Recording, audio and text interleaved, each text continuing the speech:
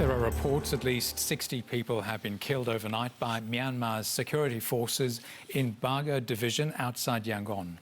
It comes as 19 people have also been sentenced to death by the country's military over the alleged killing of an army captain's associate. It's the first such sentences to be handed down since the February the 1st coup.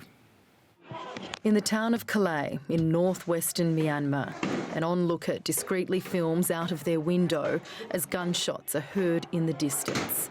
The video capturing a man in a red jacket running for his life, pursued by more than a dozen armed soldiers. At least 5 shots fired at close range. It's unclear if they're live rounds, the fate of the man also unknown. What is clear, according to international observers, Myanmar is sinking further into crisis. To put it simply, Myanmar stands at the brink of state failure, of state collapse. This is not hyperbole or rhetoric. It is my sober assessment of a likely path forward. Opposition lawmakers urging the UN Security Council to take concrete action against the military. Our people are ready to pay any cost to get back their rights and freedom. The country's ambassador called for a no-fly zone to avoid further bloodshed caused by military airstrikes on civilian areas. In order to save lives of innocent civilians in Myanmar, your collective strongest action is needed immediately.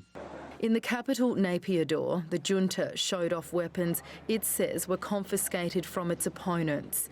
It also is now backing away from a promise to hold elections within a year. The country's current power structure could remain in place until 2023.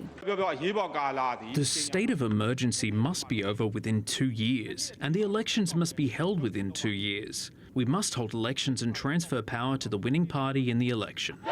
Anti-coup protests were held yet again in parts of the country, including in Yangon, where reports have emerged that at least 60 civilians were killed overnight outside the city as security forces dismantled a barricade. According to an activist group, more than 600 people have now been killed in the crackdown over the past 2 months. The military disputes those figures and says 16 policemen have also died. Virginia Langeberg, SBS World News.